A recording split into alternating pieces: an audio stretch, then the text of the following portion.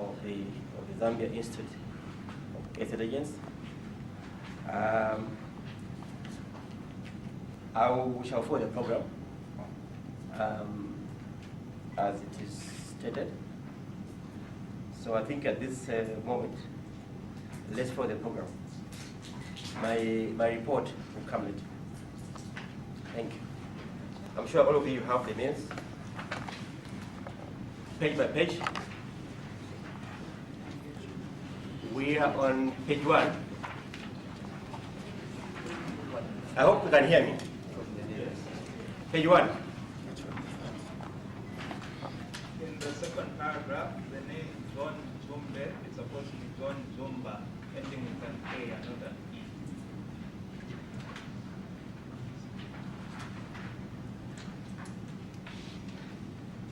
Page 2, page 2.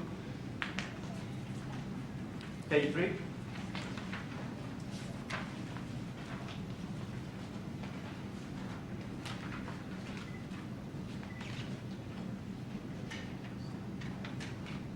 Yes, yeah, page 3, first line, first paragraph, Namibia, where, not where.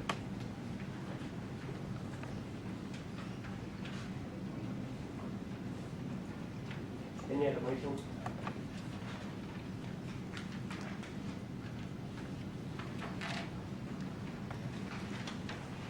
Page 6. Mr. White. My name is Mwale Cipriano. On the chairman's report, second paragraph, the name Cipriano Mwale was permitted as one of the former council members. Mr. White, we are on page 5 of the previous minutes. No, Is that where you are? page 6. Page 6. One of the former council members, and my name was permitted. Oh.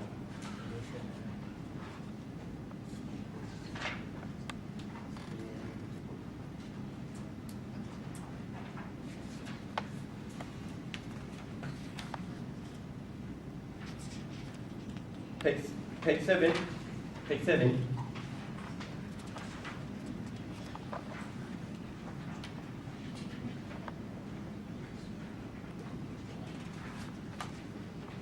Page 7.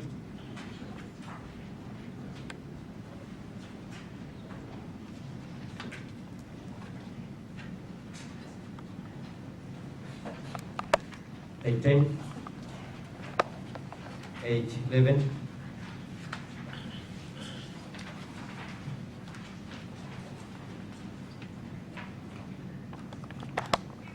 Page 12. Any omissions of those that are present? Corrections on names? And page 12. If none, page 13. Page number 13.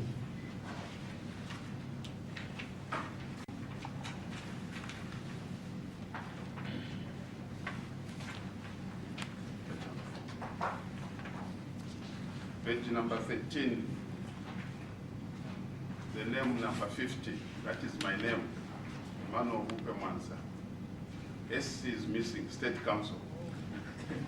Ladies and gentlemen, number 50, in brackets, SC. It's very important to recognize what they are. So that inclusion should be made. We shall move on to the adoption. Lillian Matoka. She has proposed for adoption of these minutes. Seconding the proposal. Mr. Spielmer has seconded the proposal. We therefore take this as the true record of our previous AGM with corrections. Without wasting any more time, we we move on to the matters arising from the adopted minutes. We shall follow the same format. We shall move page by page, starting with the page 1. Any matters, issues arising from these minutes. Page 1, matters arising. Page 2. I hope you went through these minutes.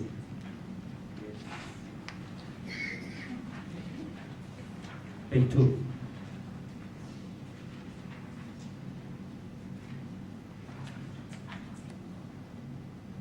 Page 3.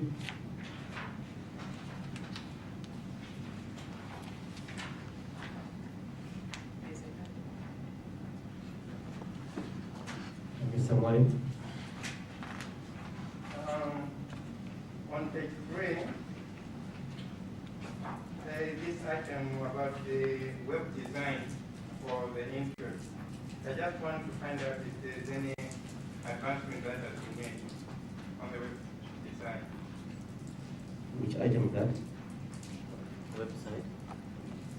That is the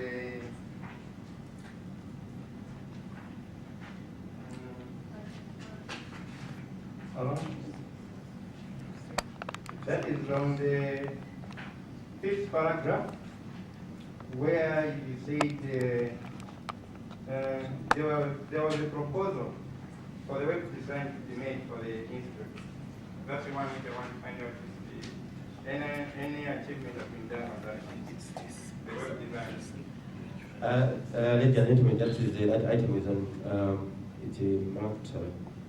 It's the arose from page 5 item. The response to that is that this website would have been running. We had a challenge with the host. The host who could not give us what we wanted. So we had a challenge of moving away from that host. However, we have made progress, and by break time, you see the outlook of the website.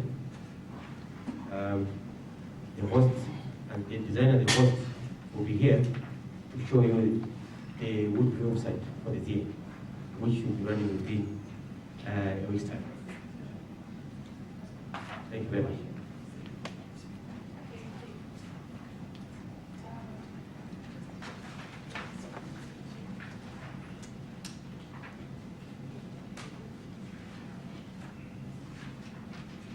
Page 7. And we are moving, and we are here. I don't think you are reading the minutes now. Page 7. You are page 7. Page 8. Irwin, and page 9, the points where I've got my glasses up, referring to the government getting involved with street agents, which is a major problem to the industry and our reputation as real estate agents. Is something being done about that? Thank you. The aspect of street agents, or rather illegal estate agents, is a complex issue, because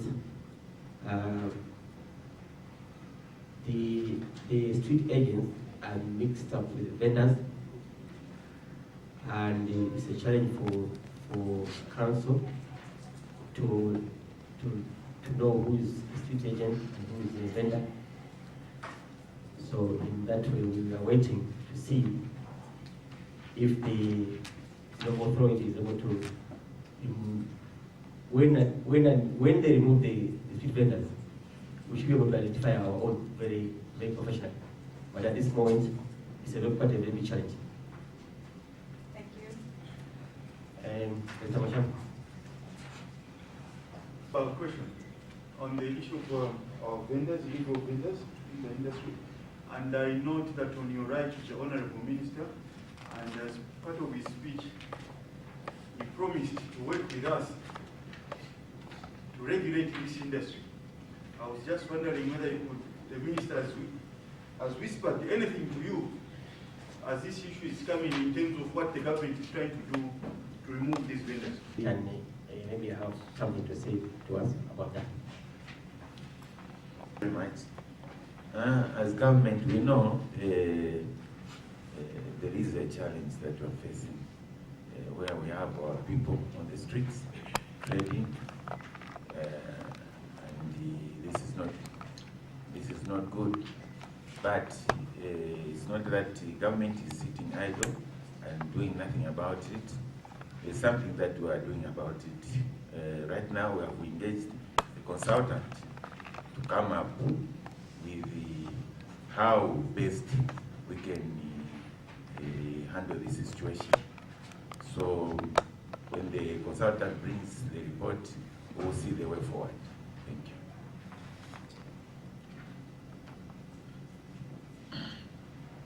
And my name is ZIEA, and just a follow-up on the same issue of illegal estate agents. I would like to propose, or rather find out if the council or our institute have been embarking on a community sensitization program where we inform the public either through the print media or the press that it is illegal, or rather they expose themselves to different kinds of things if they deal with people who are not registered estate agents, but they should actually be, and before they can engage in any kind of activities or transactions with estate agents, they have to require first of all the production of a certificate and things like that. So has the council been, has the institute been embarking on any such activities to sensitize the public? And those who are practicing, you know that this time around, most of your clients will ask you whether you have a practice certificate or you're registered. And the public, for information, they are aware and also taking advantage of the situation by using the unregistered estate agents and don't pay them. Because they mention categorically that if you have anything to do with me, take me anyway. Because the public knows that they are also going to be paid. The council has done what it has done, and the public is aware. Although there is need more effort, more resources to reach out the public, because information dissemination needs a lot of money. We have done what we could, and there's some change to some extent.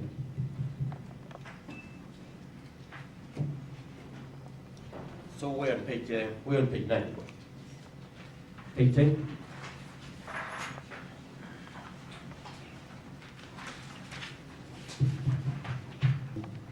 It is at that point when the vendors are removed, then the council will win. Page 10.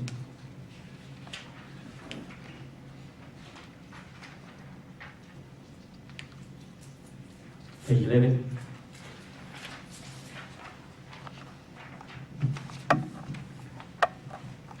We are on page 11. There's a hand there, Mr. Wally. On the last paragraph, the chair, you had promised that you would expand to other provinces, at least to sensitize them about the real estate, what we're doing here. Have you made any effort? And if so, which provinces? Chair alluded to that fact that information dissemination requires a lot of resources.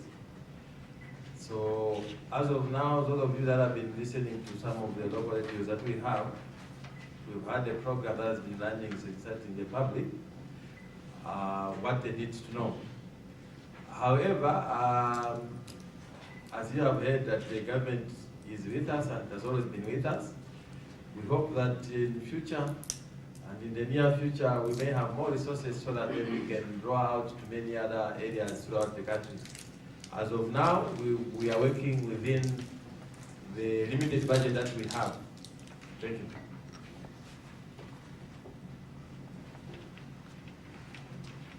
Sorry, sorry, maybe I should have done that on the correction. giving an impression like I stood and no one voted for me. Apparently I pulled out of the election because I was going to be out of the country at that time. I just didn't got in. Madam Mead had indicated that he sent some official notification that she will not stand. So this gives an impression that she participated and she didn't get anything. It could have a future bearing on other aspirations, so she did not participate.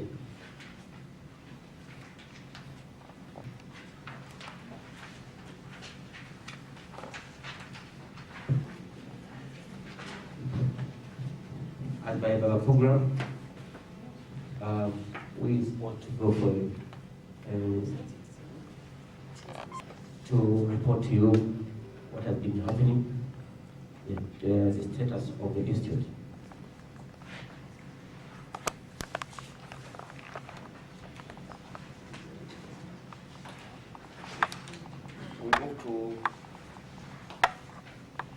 We move the item of report presentation.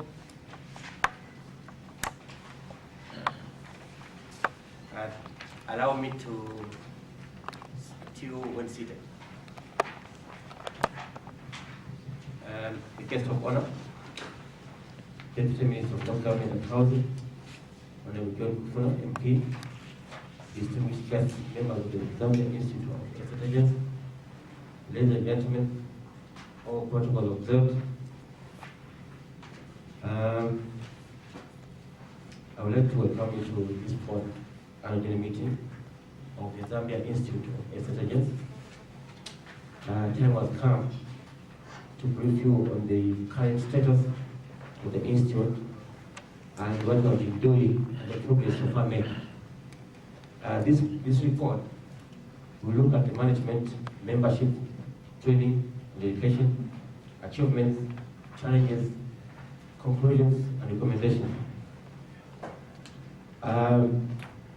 Let me introduce to you the current leadership of the institute.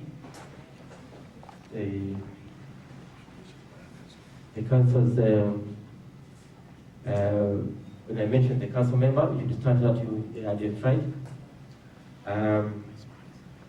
On my left, we have Mr. Emmanuel Upemansa, State Council. He's the Vice Chairperson for the council. I have Mr. Fale, the gentleman who was seated there. I have Mr. Masangoza. He's not here. He's not here, but he's out. I have I've got Mr. Peter Katushi. I've got Brian Shota. And the management of the institute has not changed its structure. We are still running the institute from the Secretariat along Pog Road, 7A, off at Sababa Road. The day-to-day running was conducted by Mr. Peter Katushi on a full-time basis, being assisted by 2 staff at the office. I'd like to mention too that Madam Kath Miller resigned in January due to personal reasons, and I would like to take this opportunity to thank her for her time and effort to the institute. The lack of permanent registrar and the secretariat continues to be a challenge for the council, as we are yet to engage someone who would probably be employed on a part-time basis. This will change also the outlook of the institute, because there will always be someone to attend to our issues. Unlike right now, where we are depending on people's goodwill. The activities of ZIEA have continued to run the committees, as you're all aware. The training and education committee has been key to the functionality of the institute. Most of the other committees have not functioned properly as required due to a number of factors. These factors include, among others, manpower and finances. The lack of participation of members has also dragged the progress to some extent. I therefore request the full participation of members in the matters of the Institute, because the Institute represents the profession where we belong, and therefore you are supposed to promote the goodwill of the Institute, because it's the face of the sector. On training and education, the Council's policy of regulating through training has continued during the period under review through our training arm. A total of 60 estate agents went through training in the last year, in this period, and all those who passed the exams were subsequently registered as estate agents. We did not train and leave. We don't intend to train and leave the trained just like that. The training committee has set up a mentorship program that is meant to make a follow-up to assist those graduates of the training course to ensure that we monitor their progress in terms of competency. Because as you know, training is one thing, but the implementation of the trade, of the the knowledge is different. So therefore, the training committee set a program whereby we'll be following up the people who are trained to see if actually they are putting in practice what they were taught. Continuing, however, due to the challenges experienced in the partnership, we may look for another alternative training partner. The guest of honor, ladies and gentlemen, one of our obligations is to provide continuous professional development training to our members. During the period under review, we managed to conduct one CPD program, unlike the previous year where we had 2 programs. The reason being that the chairperson for the training committee had gone on leave. A total of 35 participants, not 30, 35 participants attended the CPD program, which took place on the 9th of May 2014 at Andrews Motel. The topics which were tackled included entrepreneurship for estate agency, property marketing, and professional ethics. I'd like to mention that those who attended the training, they really appreciated, and they indicated that this value was added. Ladies and gentlemen, we are in the process of engaging a consultant to align the General Certificate of Estate Agency course to Traveso to the required standards. We hope to complete this exercise in the first quarter of 2015. Once approved, and we know to be approved, all institutions that will be offering this course will be paying royalties to ZIEA, and the value will be added in the sector. We started this process some time back, but dropped a bit, but we are now engaging the consultant to put all the relevant documentation and the source material in place so that we will do the submission and we are guided. On the aspect of membership, ladies and gentlemen, ZIEA has increased, the membership has increased from 223 members in 2013 to 260 at the moment. These numbers could be on the reserve side because I was waiting for the specific compilation of the members, but the acting registrar was out of the country. But what I gathered from the information is that we have moved up to 260.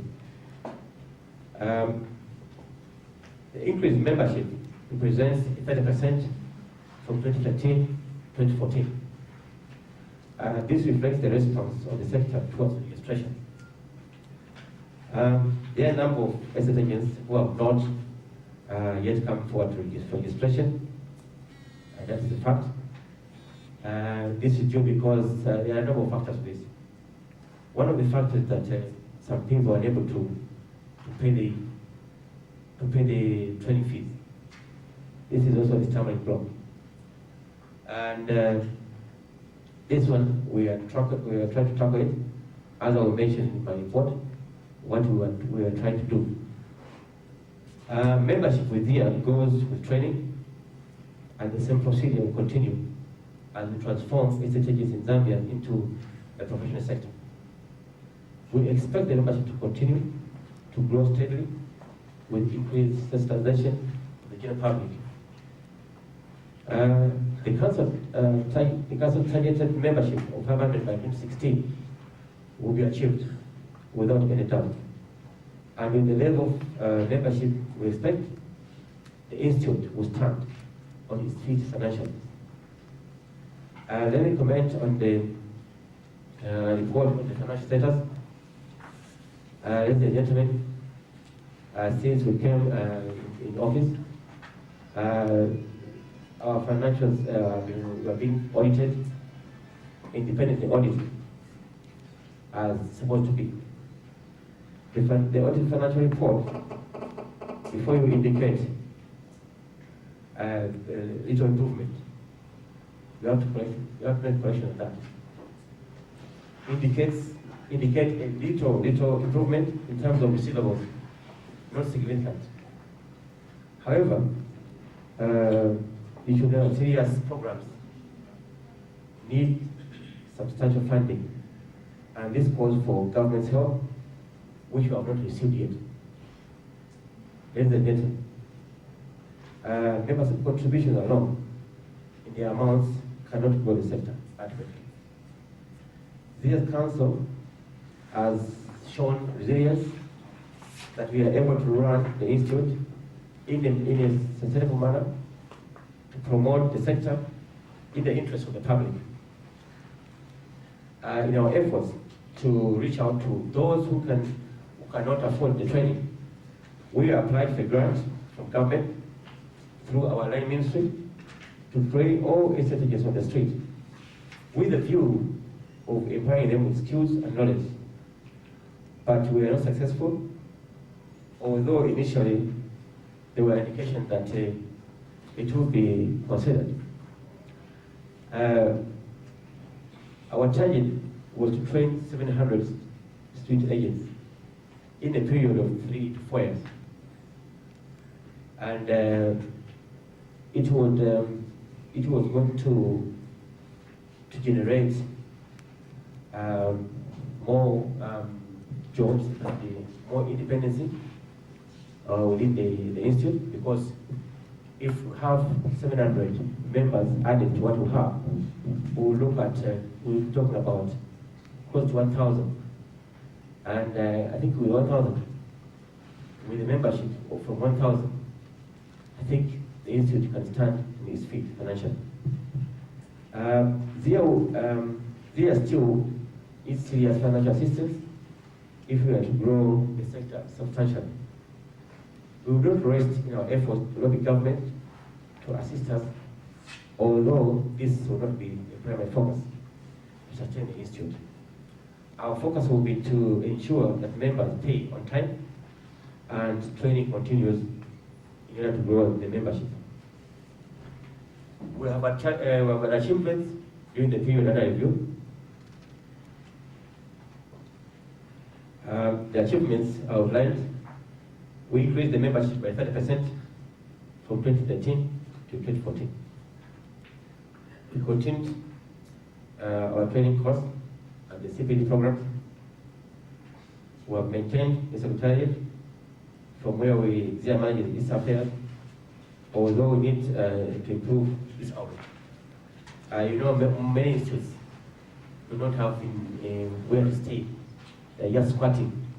We are not squatting. We are renting. There are very many established institutions which are squatting into government offices for fear of being independent. But here, we are trying to be independent. On national matters, ZIEA continue to make various presentations before parliamentary committees on a number of issues such as increment of property transfer tax. On this one, we made a very serious submission to try to outline the effects of increasing property transfer tax from time to time. But I think we didn't achieve what we planned, but at least our presence was, our submissions will be kept for future reference. I would like to thank all those who have contributed to submissions to Parliament regarding this issue. I'm sure for future reference, it will be noted that ZIEA contributed and said what they said. The Act implementation processes, and you are still involved in the same process. Let me take this opportunity to highlight you on this issue. There is a new act which has already commenced, Financial Intelligence Center Act. This is an act whereby you'll be required. You are required to report any issues before you which borders on money laundering, terrorism, financial terrorism, and very serious crimes. We are yet to have a workshop that all our members are trained on this. There are many other national matters where the Council has contributed on behalf of ZIEA. And this shows that we are growing. Having said that, we have had challenges in the Institute. Most of the previous challenges are still in our midst, and that include lack of both human and financial resources, lack of skills among our members, illegal practice of this agency. However, we have made serious advances in training. The skills gap, we are on it very serious because we know this will provide long-term results. I know most of us, we are looking forward for immediate change, but change has never been immediate. Change, long-lasting change, can never be immediate. On human resource, ZIEA does not have enough resource to have extensive programs throughout the country. It would be members of the public. I'd like to mention that the intelligence landscape in Zambia has changed, and it will continue to change for the better. As a result of members of the public requests for practicing certificates from practitioners.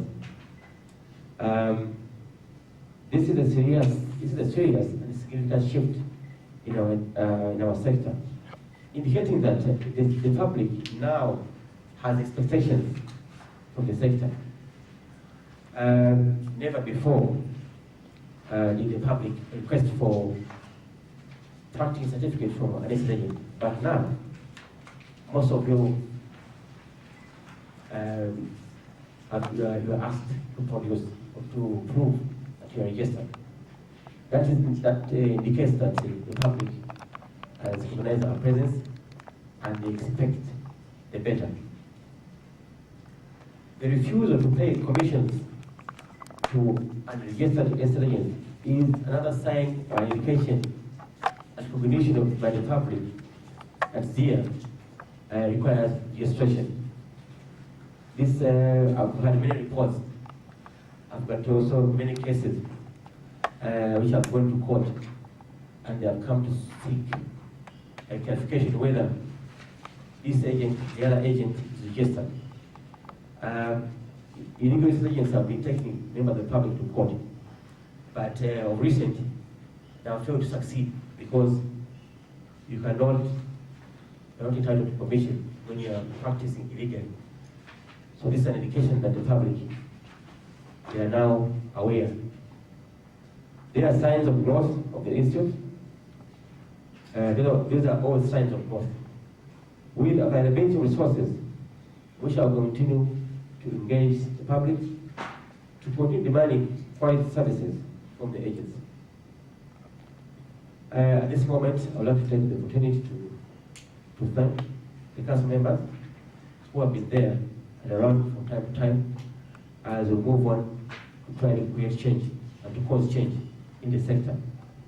The situation has not been very easy for all of us. So I try to commend them for their time and resources.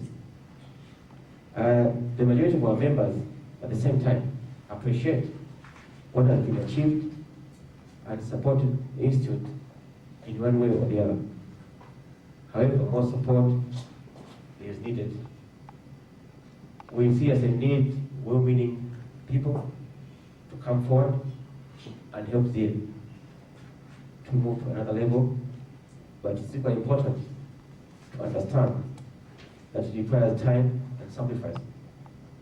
ZIEA needs individuals who add value to its advancement rather than detractors with unclear motives.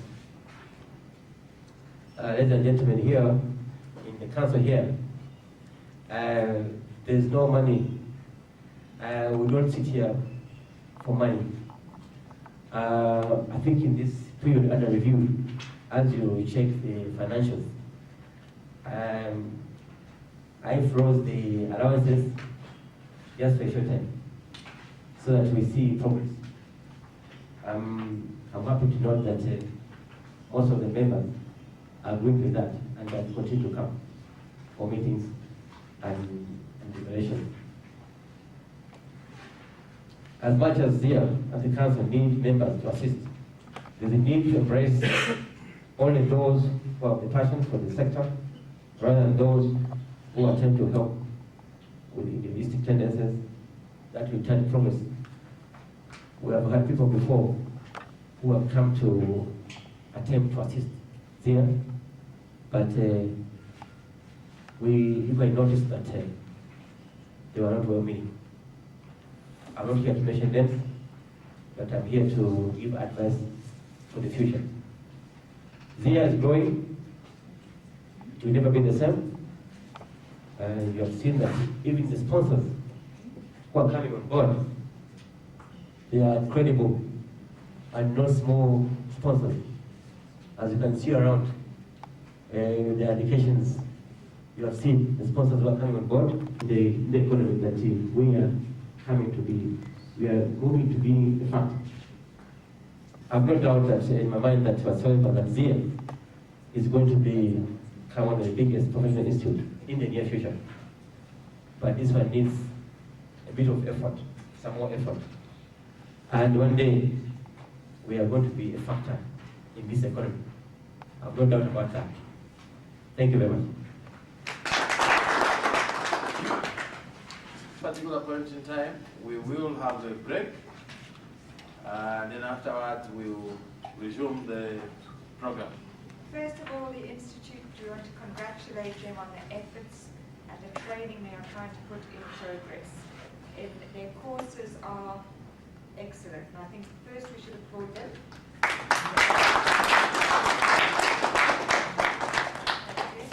I myself am a qualified assessor, and I've done training in both Australia and South Africa, and the standards of our training here are very good. We just need to ask, I know it's difficult, but the one thing is there should be an induction course that occurs almost monthly, because I'm always taking on new, young, energetic people, and like now, we don't know when the next course is, so they can join you, but it can be 4 or 6 months till the next course. And the other thing we request is that the course they do is run twice, because it's a 3-day course and you can't send your whole office out for 3 days. So we commend you, but those are just a few few things to look into for the future. Okay, thank you. The people that offer the training. And if you have noticed, I don't know whether you have received this leaflet. If you have this leaflet and you check inside the leaflet, you find that there is somewhere where it's written, just before you get to the point of the continuing professional development process title, we have highlighted in the leaflet that a fixed schedule for the GCEA program and the exam dates will be released soon. Actually, what we are planning to do is that we want to be having these courses every quarter. I believe before the end of the year, we will release a fixed schedule. What we want is, in the first quarter of the year, we run the first level and the second level. And the exam dates will be released in advance so that the people know the time that they should be able to attend training and also to write the exams. In the second quarter, it will be the same. So in that way, we believe it will be easier to plan. That is, as we look forward to having the course, finally recognized by later. Thank you so much. But for level 2, there is one for all the 3 days and for all the topics. And the first day is great, but the second day you tend to get bored because it's the same person and who's been talking to you for 3 days. I'd like to suggest that the institute looks at taking on someone else, then we can have a great experience, a greater thrill, because people tend to explain differently. That's just my suggestion. Thank you. As I mentioned in my report, that we had some challenges with our partner. So those are some of the effects of that's one of the reasons, the challenges I was trying to allude to, but we are concerned and we take action, we shall take action on that in the next course. Those are the challenges I'm trying to allude to, although I didn't go into details. Thank you. Thank you so much. Additionally, I would also like to mention, maybe on a broader perspective, we have been speaking about this about every AGM that we have had. We have a challenge of resource people as well. That is the people that can come forward, to deliver, support the institute and ensure that, the upcoming estate agents are imparted with the knowledge that, some of the older people or the more experienced people have. Now, unfortunately, very few people are available. Very, very few actually are coming forward to come and assist, even in the area of just delivering. There are in numbers, not so many, but at least we have people that are practicing in Zambia that should be able to come forward, that have been educated in a state agency, and that should be able to come forward and be ready, be available to deliver to the upcoming agents. That's the only way that we are going to develop the sector. But unfortunately, not so many are available. Most of the people, I would say, probably they are busy, but also, sometimes it's also selfishness. Because you see, this thing, we have to take it upon ourselves to develop this sector. Like Chair was saying, there may not be that much money, but we need to plow back. I think it's just, a way of being responsible. We work in this sector and we earn money from this sector. Our businesses are in this sector. And it's just, I think, a good thing that we plow back. We give back some of our time. If we have knowledge that we believe we could do, come forward and share with the upcoming agents. It's important that we come and share. The issue that she has raised, what I'm trying to say is that we do not have enough resource people.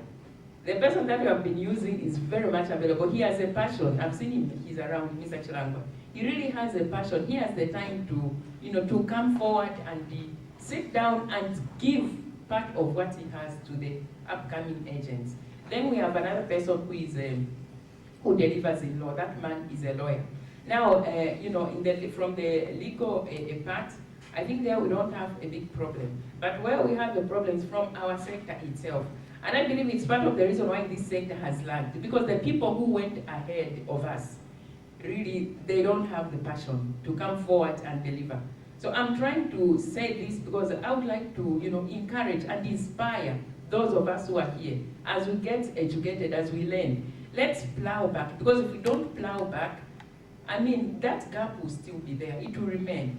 So we have to, come forward. If you have studied in an area-based evaluation and you have a component which you know that can be helpful in estate agents, come forward and to be evaluated. If we see that really, what you have can help others, can be used to deliver to others, in the area of training, then we can take you up.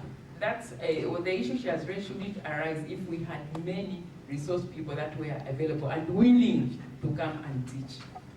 Thank you so much. Very much. I would like to also to make one correction from the council, the previous council, that actually we are paying very well. We pay very well for the trainers. We pay the required rates. So don't have any hesitation. We pay very well for the training because we do not compromise. On that one, we pay very well. The required rates. Thank you. I'm sure the message is loud and clear. So in your busy schedules, see to it that we create a provision so that we grow this sector. The beneficiaries is we ourselves. So the more we bring people that understand the business, that can operate professionally, the more we are going to have the sector properly regulated. At this particular point in time, we shall all rise as we go for tea break, but we'll allow the minister to go out first, then the rest of us will follow. Thank you.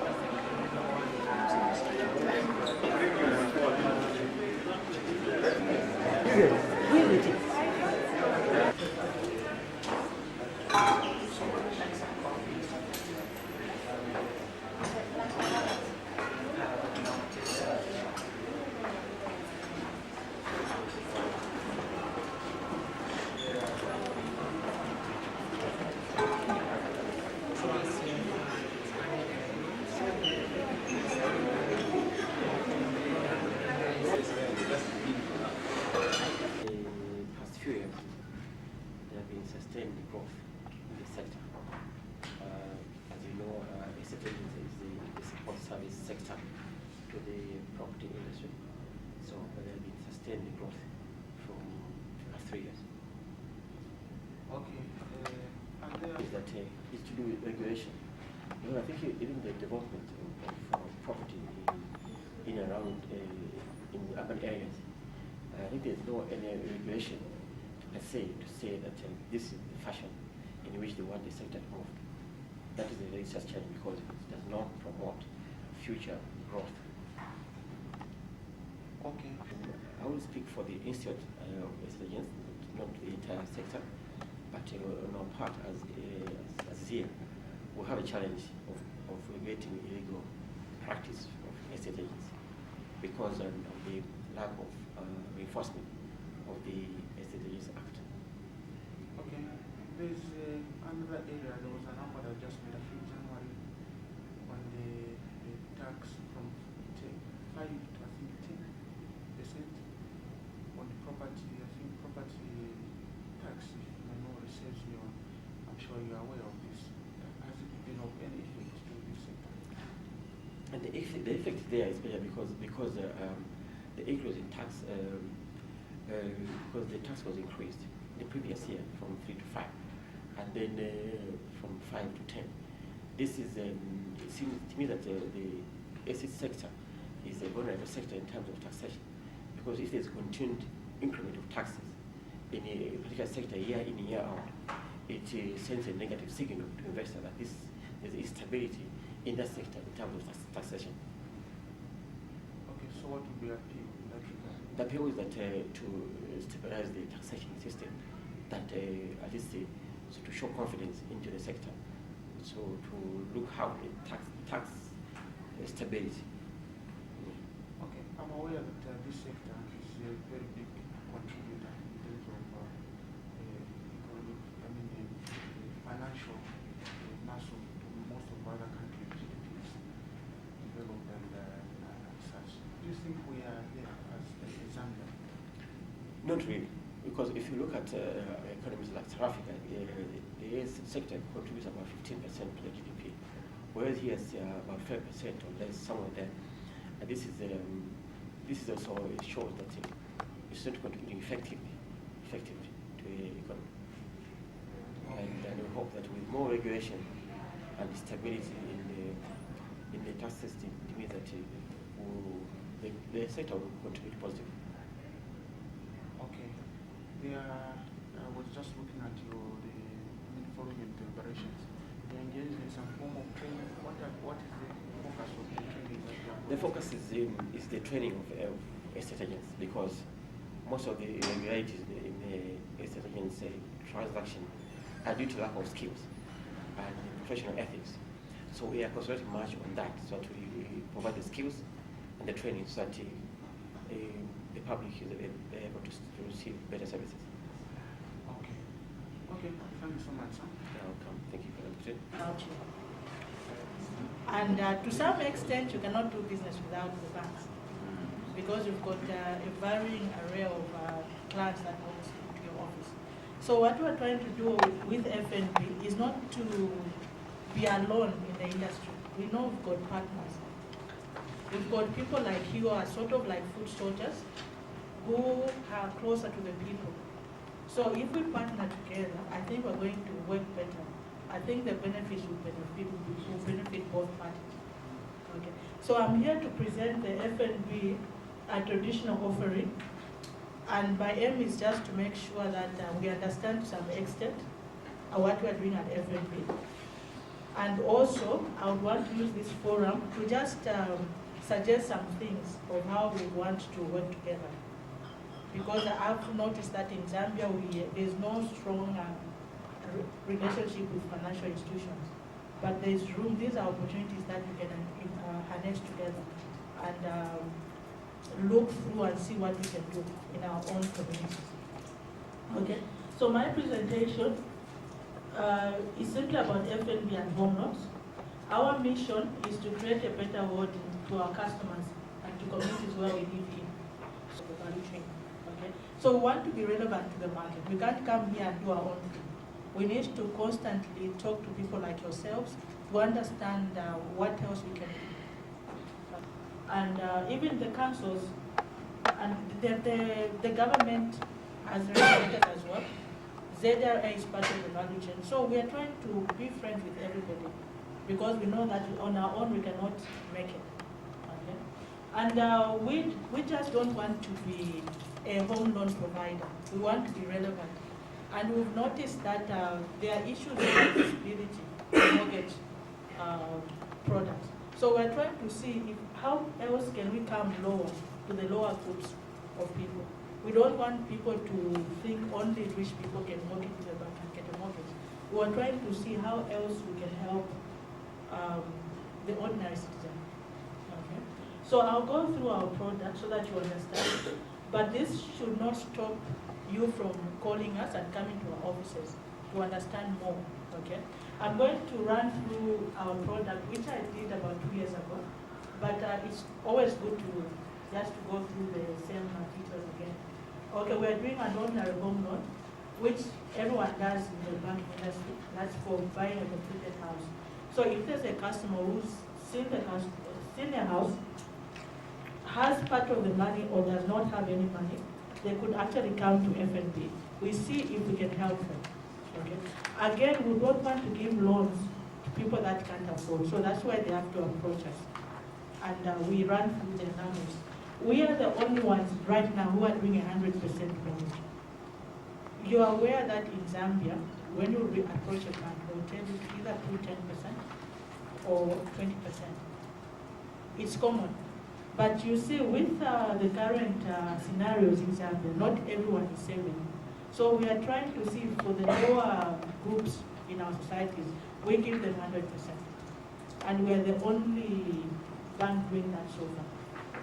So for ordinary home loans, you have a property you want to buy, we come to the bank, we fund you. And equity release, for those that were building, probably they've got 1 or 2 houses. As opposed to doing a building loan, we could actually do what we call an equity release. where there's a house that they can pledge to the bank, we give them cash, they go and either buy another property or build. So it's just a smart way of doing things. A refinance is just some added advantage. We compete as banks on interest rates and on our services. So if there's a client who thinks he's not happy where they are, we actually try to make them happy by actually asking them to transfer to us. Okay? An upfront bond, again, we're the only bank doing upfront bonds. We don't like this hassling of people finding houses, running to the bank they can't afford, and they regret later. It's a waste of time. So we encourage people to come to the bank, be pre-assessed, be pre-approved. When you approach an estate agent with an FNB approval certificate, it gives confidence to the whole process. An estate agent will be able to find a house quickly within your category.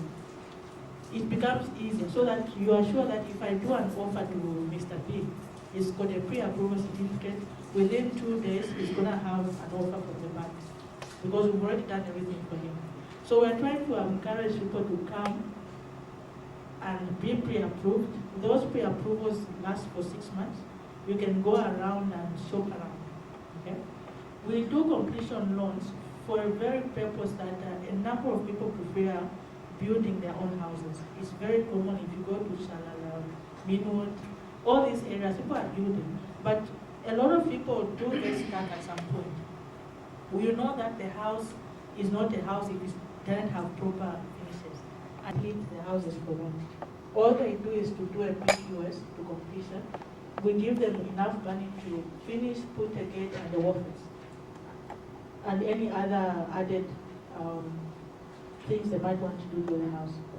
A building loan, at the moment, we are doing it within developments. A building loan is it's more detailed and more. The process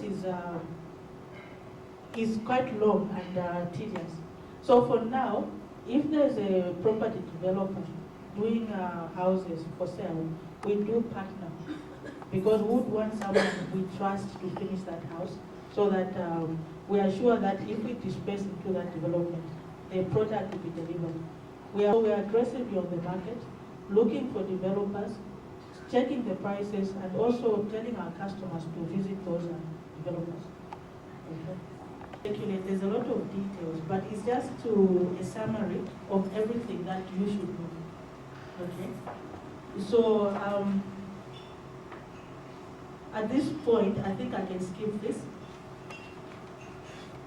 All right, with everybody, is to circulate that template through the institute to every estate agent so that you can read through and understand. It's talking about parameters, interest rates, affordability, and all those things. Okay. No.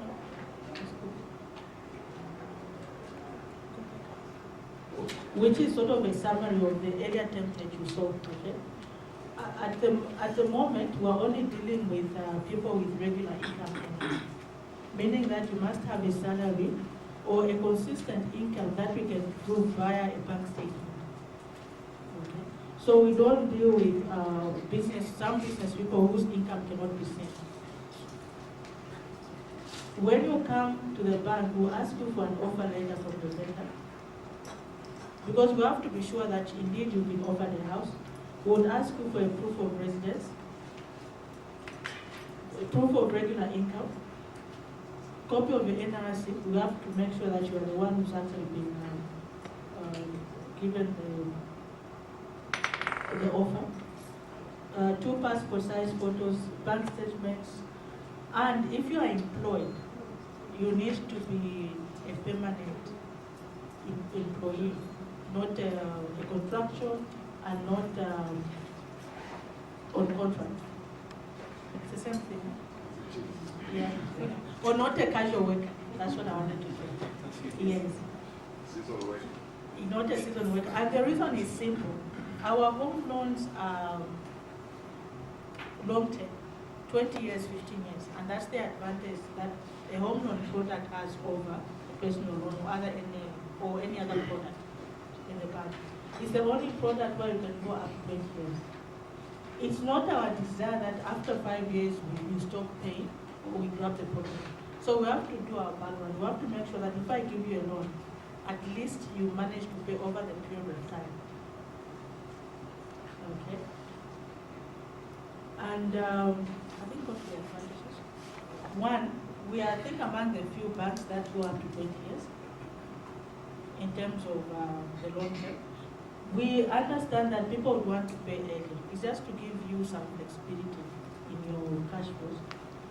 We have a flexible pricing structure. Our pricing structure is not standard. We've got a price that we quote you, but depending on your risk status, we could actually negotiate on that one. Okay.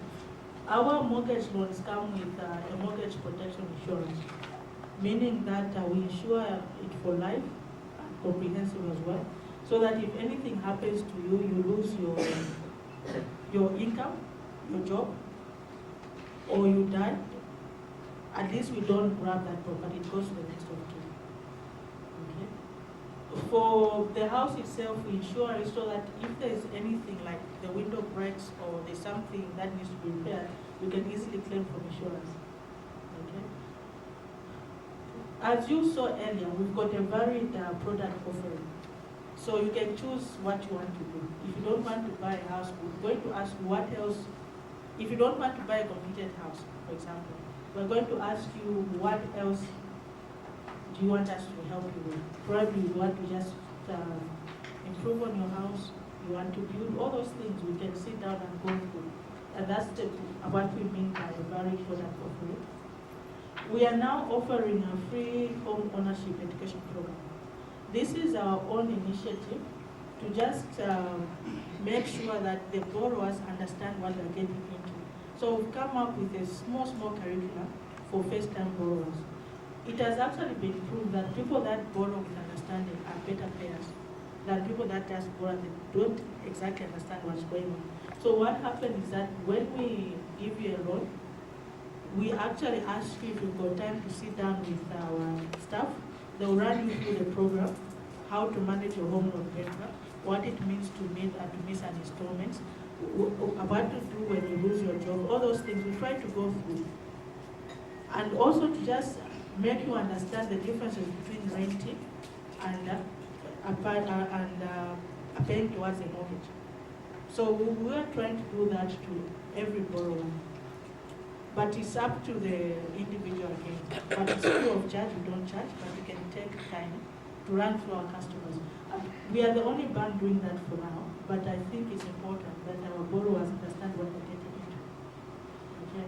And then our mortgages, unlike other banks, you are able to check your balance on the mobile phone.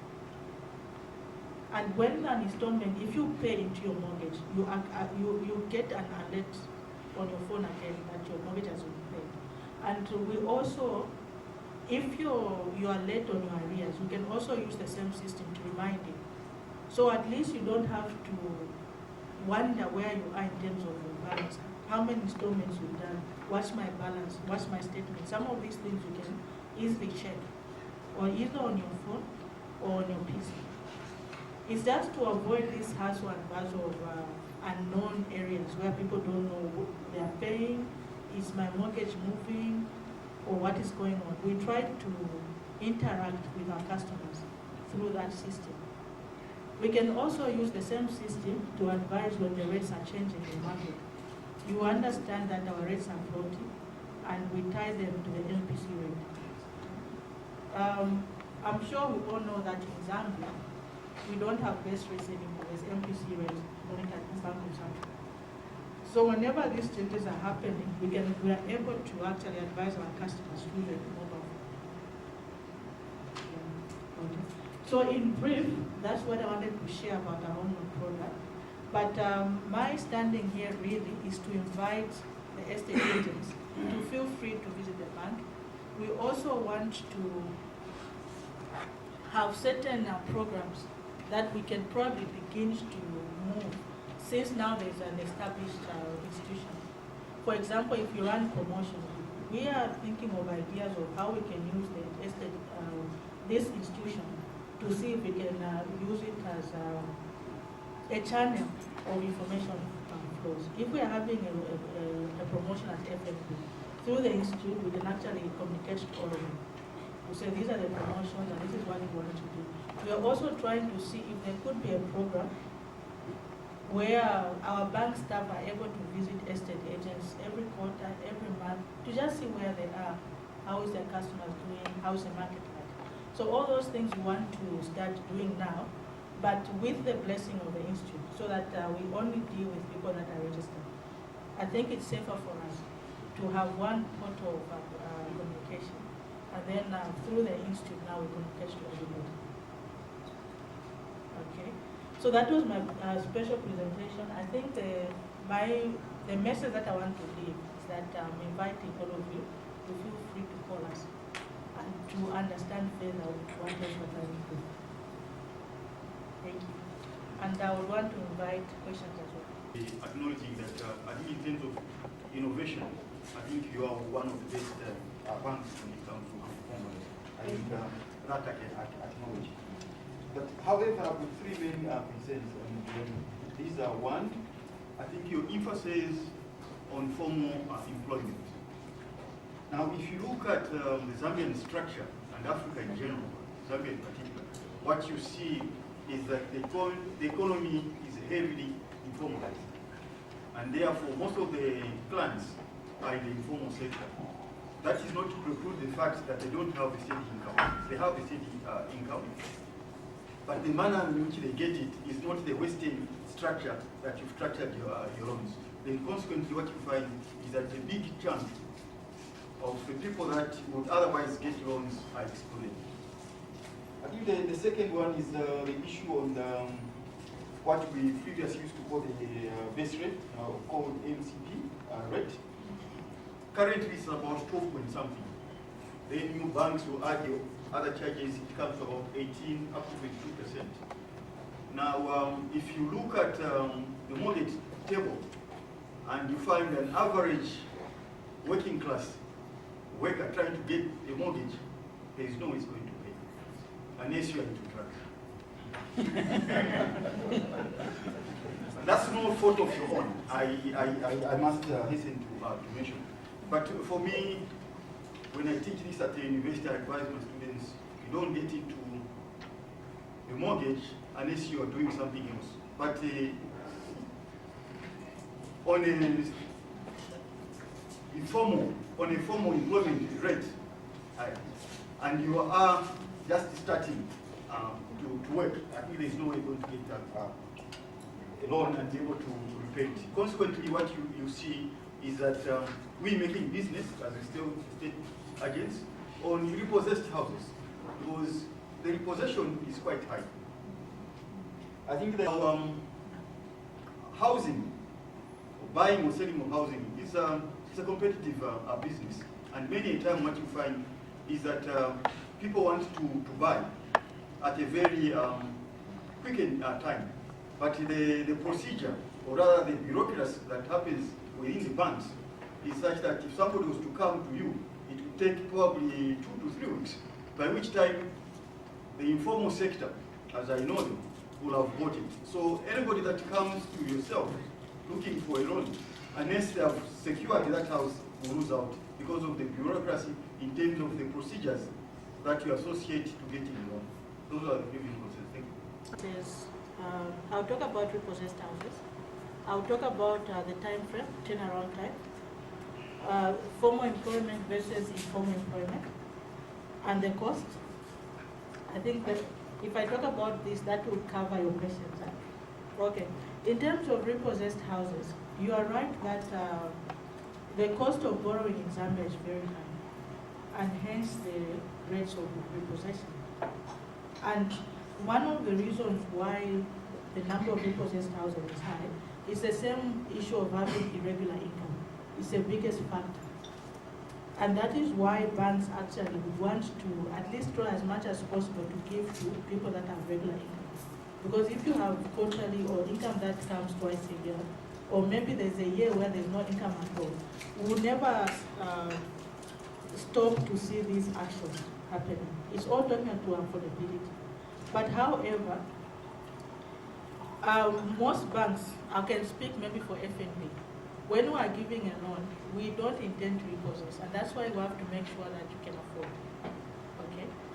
In terms of turnaround time, with FNB, we give you an approval within 6 days. You've got an approval, go and tell your vendor that we are going to fund this. But what takes time, if you understand, is actually not the fault of the bank. We understand that there's a legal process that is outside the banking system. There need to be certain things happening at the Ministry of Lands. You need some documents to be signed. The lawyers always get involved if it's a proper sale.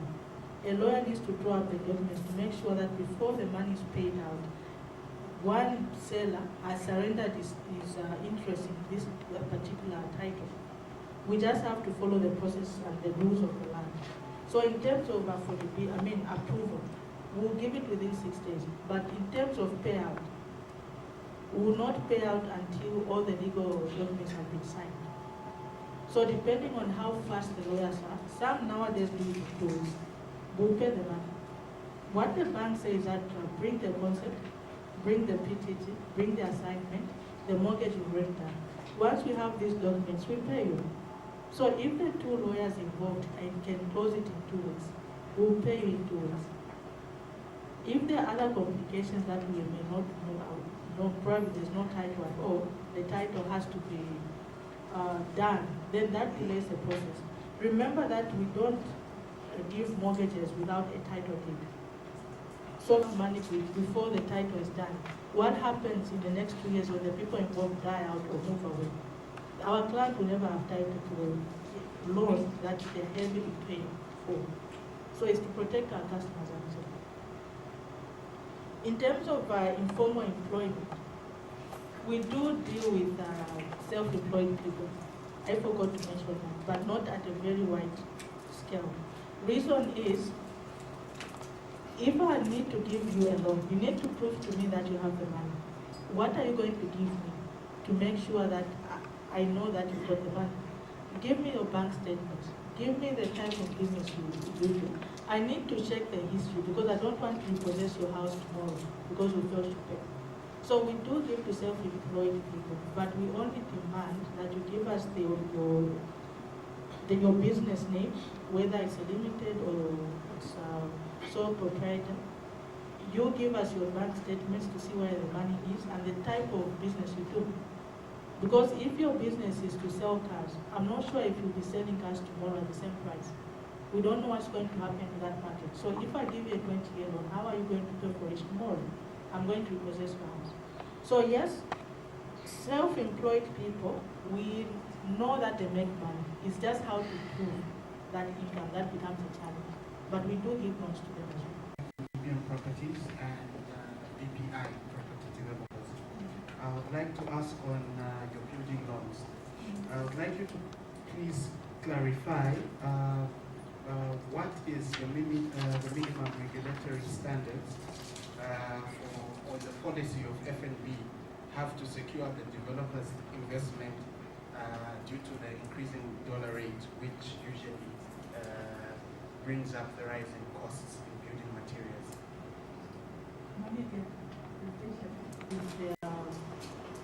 They've got approved plans, they are fully registered.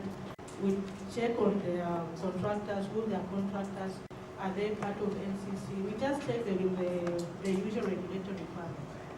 And then the other big thing is the experience in the market.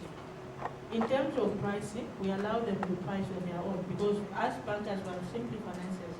We're not engineers, we don't really understand how the blocks are put together. So their developer will actually determine the price. If they think that they cannot make it at 500, as long as they explain how they came up with the price, it's fine. We don't go into that. What we try to do is to see if together with the developer, we can be catalysts to get in the market. I just have a concern with banks doing the work of the state agency. If you look at the definition of what a state agency is, banks also engage in marketing properties after foreclosure. So seeing that we're forming a very good relationship with FNB. I'd like to see in future that you give us properties that are foreclosed to sell on your behalf. We can engage the estate more after this and see how does the Zambia Institute of Estate Agents help in the repossessed property. And the way we want to see, we don't want to show favoritism, but as banks, it's all performance. As we are dealing with people, some people disappoint us, some people are good at. You will not blame us if we seem to be going one direction. It's performance. If we think this person is better placed and they do the job well, they don't lie to us, we would want to deal with them over and over. Yeah, but that's a good suggestion, but I think in my own mind, we can continue on that line with the institute first. It's better like that. Still in our infancy. We are very grateful for you coming on board.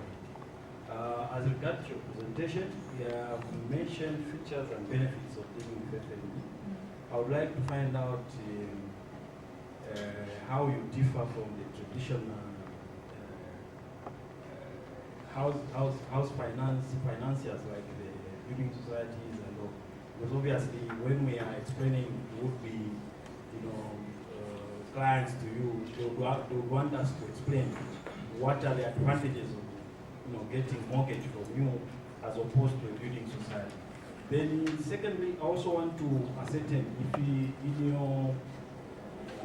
your innovative way, you have sort of ways and means of making sure that you reward agents as will be bring business to you.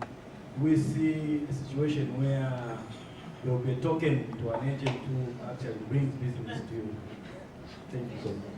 But in Zambia, it's just the how to do it, because now that you are coming together, these are discussion points. How do estate agents compete and win prices with banks? So I think as we go along, I think these are the things we want to introduce. Okay. In other markets where the institutions are very strong, they've been running for over 10 years. They are annual competitions, there are 5 annual competitions that estate agents are rewarded. But in Zambia, we're strong in the very, very, very infancy stage. But it's something that we've always been thinking about. In most cases, they are either an extension of a government institution, or it's composed of other NGOs. It's not a bank. So in terms of monitoring, they're monitored differently by the central banks all over the world. If there's a building society and there's a bank, the way they monitor is different, and our obligations are different. For banks, normally, we are able to go longer terms in Zambia. I'm not sure about outside Zambia. But in Zambia, banks have got that flexibility of going for 20 years. Most building societies can't. Banks normally have money to fund whatever amount you want. Most building societies are got limits. They will tell you they can only go up to 400. Some building societies, they are quotas. When the money finishes, they stop until they get funded. I'm looking at the Zambian situation. Banks, there's nothing like that. It's only now that building societies have become slightly cheaper than banks. In the past, the building societies were more expensive because there were also clans of banks. So they'll get money from the bank, put a margin there, and sell it. The advantage of a building society like in Zambia, particularly Zambia National Building Society, I don't know about the rest, they're able to do the original building loan facility because they've got the whole team in-house. A building society is basically a mortgage house. They all do mortgage. So all the staff members in there, they are quantity surveyors, they are architects. So they can do a building loan from start up to the end. Okay, that's the advantage. The disadvantage is that they normally don't give cash. They will pay the supplier. If you want to renovate your house, you won't see the money, they will pay somebody to deliver the material to your house. Banks deal it with cash. So those are some of the differences. Most banks in this economy, they are doing the what they call selective application of business to different estates. But the banks lack the knowledge in terms of strength of various estate agents. And it's a fact that most of the banks have been disappointed because the agents they have given their property to sell, they can't sell because they lack the knowledge of the strength, of different strengths of agents. Because there are some agents who are stronger in the upper market, middle market, lower market. But that understanding, the bank does not have that understanding. And I will encourage the banks to engage more with the institute to know the way forward. Secondly, I would like to comment on what the previous speaker mentioned, the token. As professionals, we are comfortable with the tokens. We want proper deals, business deals with banks, not tokens, because we will not develop our agencies through tokens. So I think we need deals, business deals. Lastly, on my own, I would like to suggest that marketing is something you don't quickly understand. It's very difficult. Marketing mortgages. It's very difficult for agents to market mortgages when they don't understand intrinsic issues within the mortgage. For example, if I know the amortization procedure, how much someone earning 5,000 a month, how much he or she will pay a month, for how long, it's very easy for me to market because at the moment, on my desk, by the time I'm talking to the client, or I've already done most of the part which can have been done by the bank. And from there, we'll be just moving on to a business. But I will invite the bank to have time to educate the members of the institute to be able to, for them to be able to market what they really understand than just saying loans. Because you have many questions with the clients to say how much am I going to pay, how long, and so on and so on. If I die, all that stuff. You need to know the figures, how the figures come about. If you know the figures, because the clients are more interested in the figures, how much to pay. So I think the bank should have time to train, give information, adequate information to the agents. Thank you. I think, as we talk further, we should have something to give to the agents as well. Okay. And big deals, yes, we all wish to work on over big deals. And let's talk, because we also don't understand when you say big deals, what is a big deal to you? Is it to sell a house, or is it to market a development? So all those things we can... Deals, not big deals, business deals. Okay. All right, I think on behalf of FNB, I want to thank the Institute for responding quite quickly to our request to partner with the organization. I think we came early, I think in 2012, and then this year when we saw the advert, we were very interested. But I think the response and the way you went with us, we really appreciate it. And then we're happy with your cooperativeness, or the way you just embraced the whole idea of working with FFB. So on behalf of the bank, I want to thank the committee. And we are looking forward. We don't have all the questions right now, but I think the idea is to work together. We will be there one day. Thank you very much.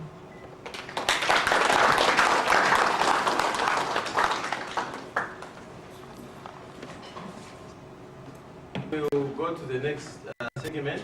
We have a short presentation to do with the website. So we'll call on our brother. Let us pay attention. This is what you and me must look at and see how best we can use it in the future. I'm here to give an update on the web project for the website for ZIEA. It's just an update. We hope that by the end of, or in the next week, this website should be fully developed, fully hosted, and fully functional. That which you see on this website, you should be able to register for some more members. You should be able to mobilize membership. Additionally, you should be able to have all sorts of forms, such as forms to submit your profiles, so that when people come to the website for the Institute, there should be a segment for profiling your members, whether in personal capacities or their corporate or their companies. We also hope that on this website, you will be able to engage the public to understand what your work is all about and how they can go about to get data that exists on the properties market today. And so we hope that through this portal, you should be able to educate the masses. We hope that on this portal, we will be able to supply news as it happens that will incorporate your ZIEA.org. So come Friday next week, when you get to that domain, we hope you will be able to land on a fully developed and fully functional web portal. There is quite a lot more that will be going on, as this website will not just be a stale website, but it will be regularly updated and edited so that the membership can actually follow through what's going on in the Institute without having to come through to the office and make phone calls. We hope this portal will have everything. There will be downloads, there will be training manuals for the public and for your membership. There will be video records and audios of all the workshops that you do. The forms will not necessarily be downloaded and printed and scanned and sent back. We hope that everything will happen on this portal. Somebody can just fill in the form and submit. And also this website will be fully responsive. You can use either your mobile phones, your handheld devices, as well as your PCs. So briefly, this is an update. And like I said, in the next 1 week, we should produce a fully functional, fully hosted, and fully developed website. Thank you very much. Unless there is any question, this is all I had to say. And maybe we don't seem to have any. Thank you very much for being attentive. More information as to how this will operate so that we can take advantage of it, all of us. It is our website. So in case there are things that you may want to reflect which may not be there, please feel free to come forward through our secretariat, and then whatever you have will be noted. Thank you. At a particular point in time, we'll go to the next segment, and that is the last part. If you look at your program, there's a financial report that is supposed to be presented. So at this juncture, I invite the auditor to come and give his opinion on the report, as the lady for the financial will be getting ready to come forward as well. Thank you. My name is Rufus. I'm coming from the External Auditor Office. And we were appointed as the External Auditor of the Institute in the last AGM. We had the privilege of auditing the accounts of the Institute, and we were able to give our opinion on the accounts and on the figures which are presented in the audited financial statements, which I believe you have all received. Our opinion is on page 6. So as you can see from our auditor's report, the auditors, their main task is to audit and ensure that the accounts of the Institute are maintained as per the International Financial Reporting Standards and as per the ZIEA Estate Agent Act of 2000. And in our opinion, after going through the relevant accounting documents which were presented to us, we are happy to give our opinion that in all material aspects, the accounts of the Institute represent a fair and true view of the financial position of the Institute, as well as in terms of the cash flow and the income statement.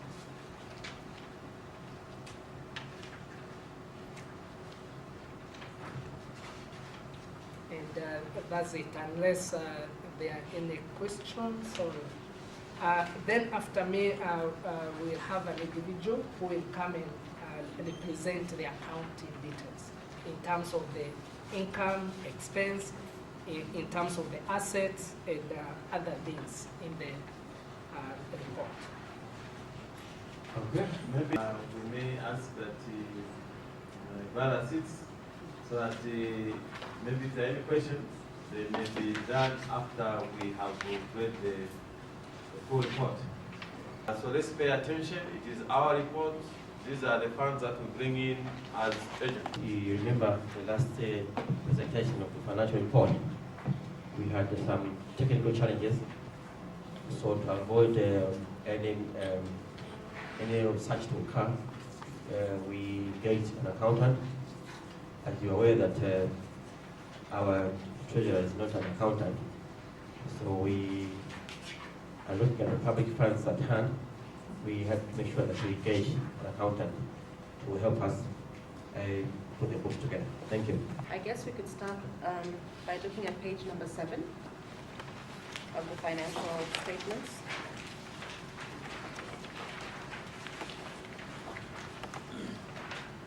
Okay, and we'll be cross-referencing page number 7 with page number 16. Okay.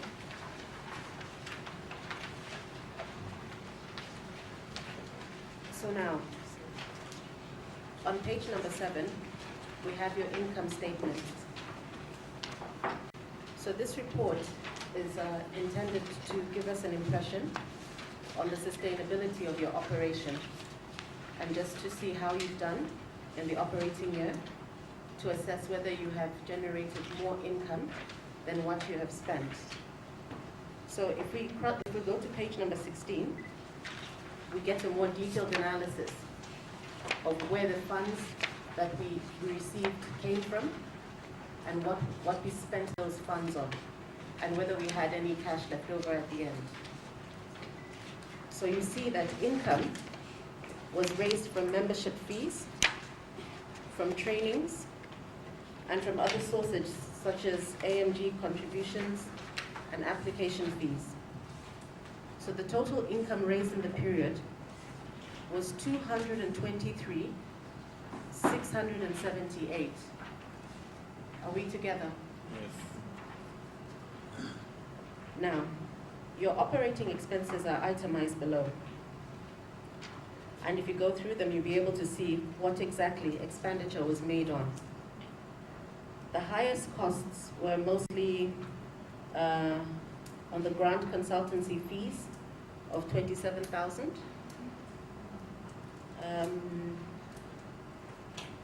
And also on the training was also very expensive, 34,000.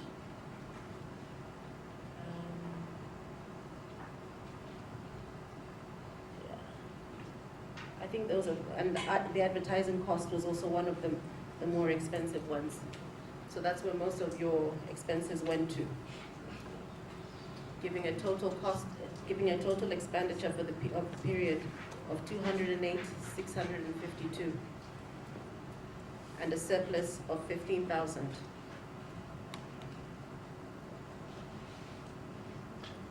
Is that okay? Any questions? Please. Can you just give us a breakdown on the consultancy costs? What was that for? 25,000 was about 25,000 kwatas were paid for a consultancy fee. I think to solicit funds from the government, a grant document was to be prepared. So the cost of the consultancy was about 25. I believe the balance was for a workshop, if I remember it correctly. I think it was a workshop, perhaps maybe to present the grant document. I don't remember the specifics, but it was somewhere in that amount. Is that okay?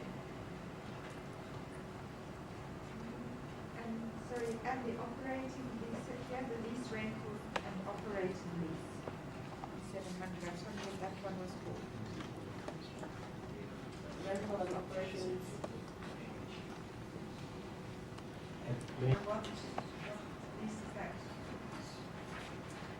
Here, I think this expenditure is on the rental at the same time.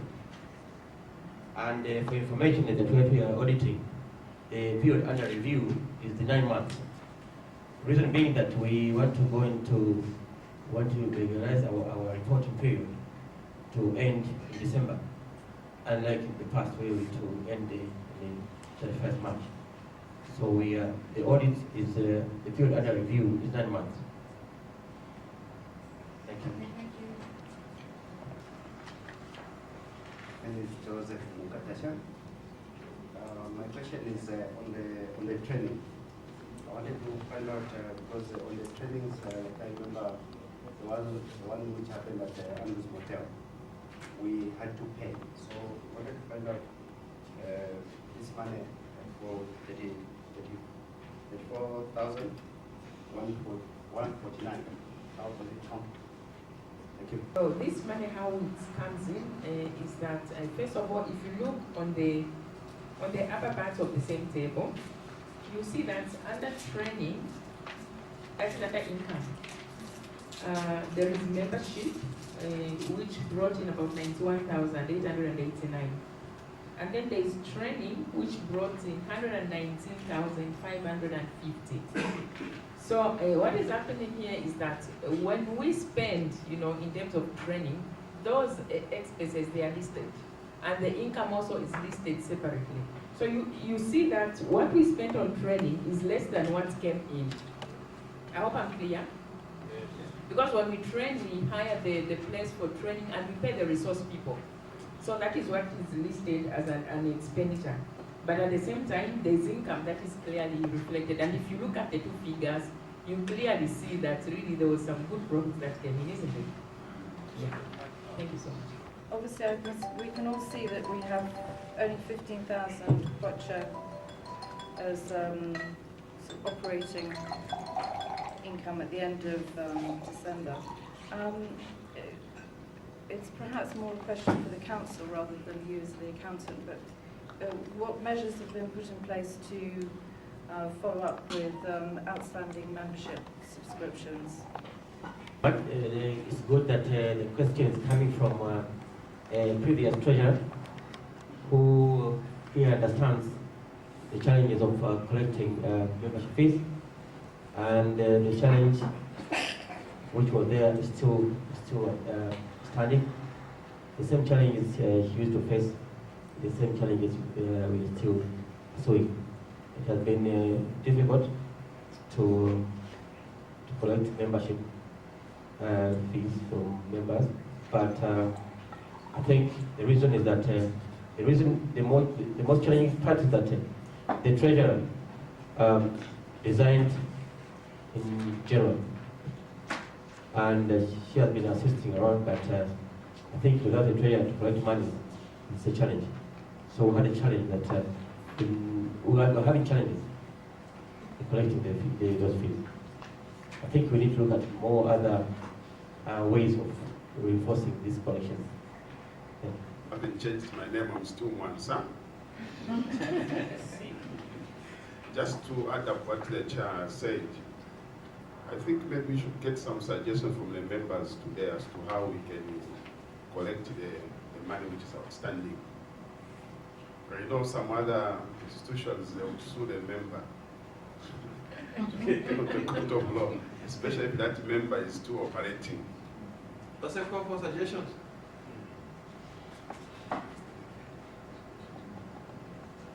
Right, before we come to any suggestion, anything on the report, so that we can close the report, then we get the suggestions later. So we start first with the assets, your fixed assets. So at the end of the reporting period, the institution reported fixed assets comprising mainly of office equipment and office furniture of about 6,771. I wonder if everybody can see that.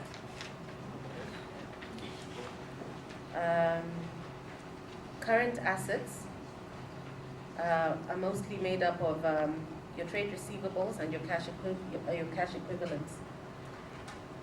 Trade receivables are really a compilation of your membership fees, which are still owing to the institution, including your sundry debtors.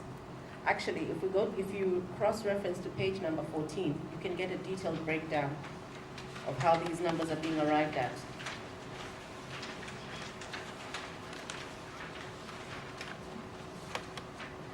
If you see point number 3, trade and other receivables, you see how the amounts are arrived at. So the receivables are membership fees which are owing to the institution, including sundry debtors. And in this case, the sundry debtors, I think, is a security deposit for the office property. So it gives you a total of 225,565. And then we go to liabilities. Are we okay so far? Okay. Just a clarification, maybe to counsel on the receivables. And we seem to be treating members that are still have not paid their membership as owing. Now, Yes. Can I, and I noticed this split category, in terms of the law, what does it say? I thought the law states that membership is upon paying your membership. So if you have not paid, you're not a member. So can you legally still go back and claim that you are a member and you have not paid? When I suppose the law states that membership is upon paying membership fee. So if you have not paid, you are not a member. And you cannot legally go and challenge that fee.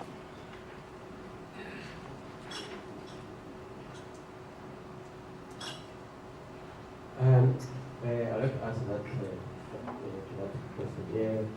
Our act suggests that no one can take away your membership, maybe upon death, unless upon death, or you don't pay. If you don't pay for 2 consecutive years, you will be registered and your name gazetted. So it means those who have not paid, they're still members, but if you don't pay, you're not allowed to practice. You can't practice a state agency when you haven't paid your membership, or membership. So that's the way our act stipulates. You will remain a member for 2 years. If you're not paying for 2 years, within 2 years, you're not practicing. But after 2 years, you're supposed to be gazetted. And you're gazetted. You have to be registered and gazetted. So that's the position of membership. So those who have not paid, they're still owed. The challenge you have is reinforcing. How do we enforce, encourage the members to pay? Thank you so much, Chair. I think the Chair has made it clear, unless you want just me to repeat what he has said. But to avoid doubt, maybe I can say something. What the Chair said is that you are still a member for that period. You have to still owe the money because you are still enjoying some benefits being a member. For example, others will still be practicing. And secondly, you still carry that status that you are a member. People know that you're a member, and you get a benefit from that. That's why you have to pay. In any case, we have to learn to pay. That's why we are in Lusaka here. We don't left our villages. It's to pay, to earn money. Otherwise, we don't let our villages where there is not enough money. Thank you.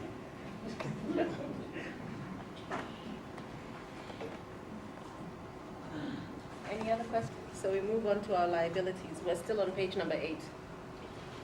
Okay. So our current liabilities were made up of trade and other payables, and just the trade and other payables. We can cross-reference this again to page number 14 to get a detailed breakdown of these monies that are owing.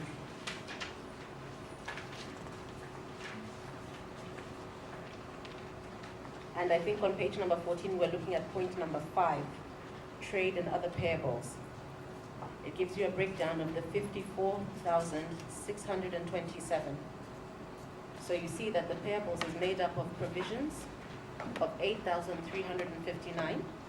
I believe this was this is an amount of petty cash that was overdrawn, that is intended to be paid back or so. And the accruals are made up of other amounts which were owing as at the year end. I think it was amounts of withholding tax, audit fees, accounting fees that had not yet been settled by the year end. Any questions?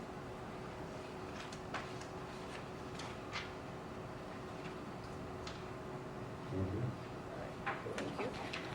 So we move on to page number 9.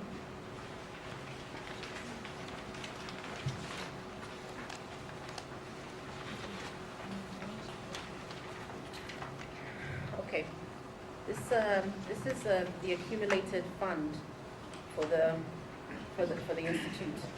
Basically, it's an account which accumulates your surpluses and deficits. This is where they're moved to after you've reported them in your income statement. So you'll see that the beginning of the reporting period was April 1st, 213. We're on page number 9.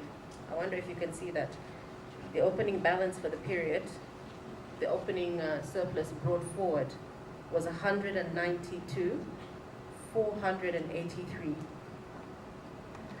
And then the surplus that had been collected in the period is 15,026. You can cross-reference this to page number 7 so that you can see where this surplus is coming from. It's the income statement. A total of 207,509 has been credited to this account. We can move on.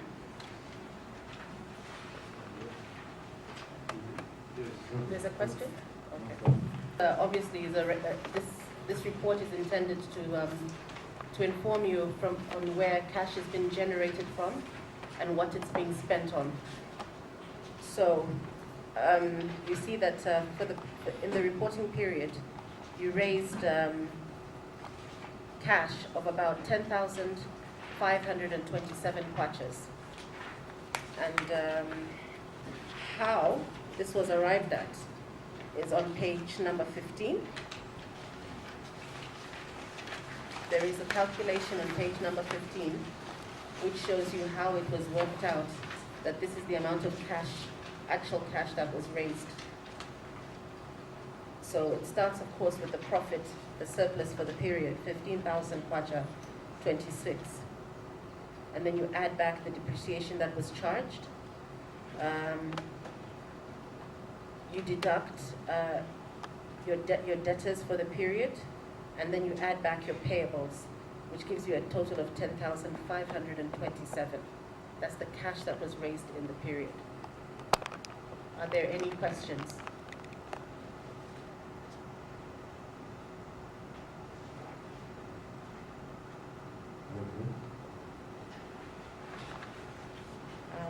Well, I think that's it for me. Since everybody's okay with the accounts.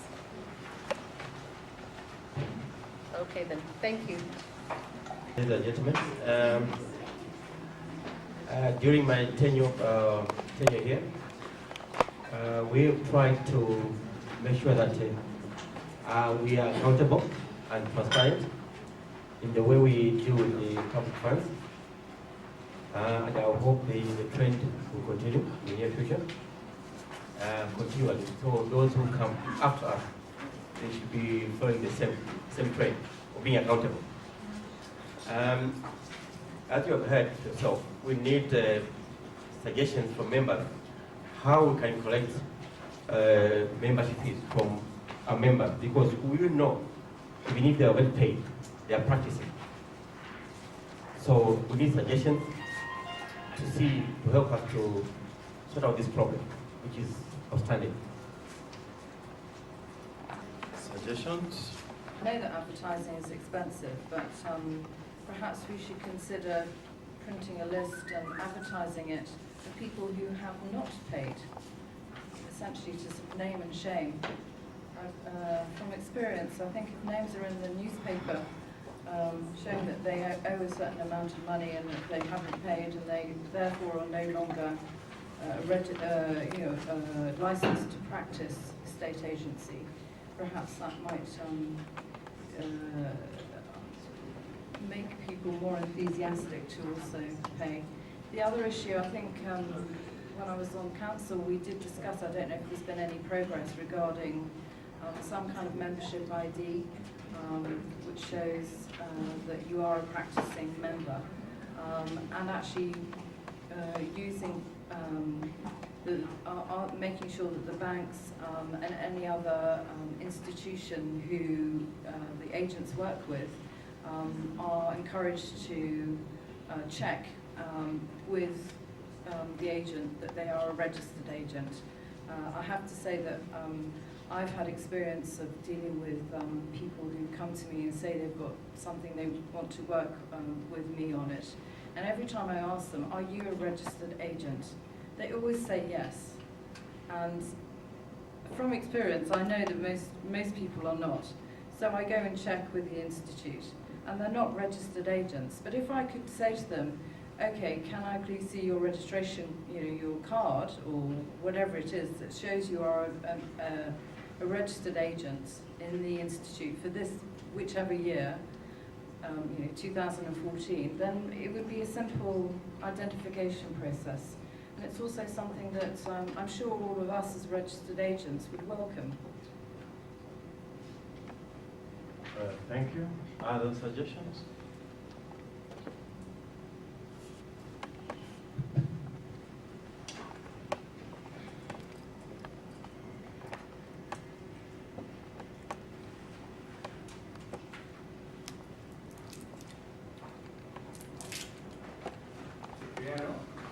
Mobile property. According to the chairman's report, we are told that we are about 260 registered members.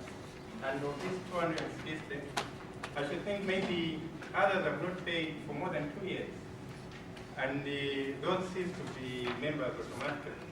I don't know what has been done on that. And on getting the money, I think those who haven't paid, we can involve the berries maybe. And maybe pay the money. If they fail, then yes to them. Thank you.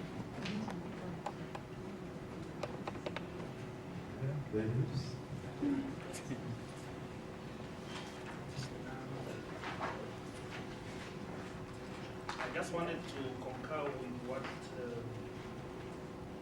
Caroline said, but I'm a little bit confused on the registration as a membership and the practicing. Because what I know is like the lawyers, for them to practice, they need to be members. And like every year, if you walk into their offices, the certificates, they change. There is one for membership and there is the other one for practicing. So is it also the same in our case? To respond to that question immediately, I would say we practice the same, we do the same. You should be having, if you're a member, you should be having a membership certificate, and you should be having a practicing certificate, which you renew every year. This I think started a year ago. We issued with the membership. That is it's not renewable. We remember as long as you continue paying. But for annual renewal, the practice certificate. On the issue of IDs, this issue I think it's very easier even for the public to, when you put out the ID, they're looking for a certificate. Because I don't think you'll be moving with the certificate as you're doing your own business. So I think ID is a simple way of identification for our members. I think this is a very good idea, and it has been on the table for some time as she left it. It needs attention. I think ZIEA needs the money from these members. So I think it's to engage the members and see the way forward, maybe even engaging them to come up with a payment plan to see how they can be able to settle their arrears and also maybe pay for the current year so that they may be practicing, but also they come up with a payment plan on how they can be able to settle the arrears that they've incurred the other years they've not been paid. If they have not got their practicing certificate, can they not be suspended until that is paid? Because they then aren't licensed to practice in the industry. Annual subscription, you are practicing illegal. So that is now an issue of an issue of a matter of criminalism as it stands. The challenge has been the enforcement. As you realize here, we are not law enforcers. We have a challenge of enforcing unless otherwise the act is amended. We cannot enforce, we cannot lock someone's office because it's practicing. What you can only do is to report to police. So practicing without paying, subscribing to your annual, it means that you are practicing illegal. So illegality is due to criminality. So that is the other aspect of it.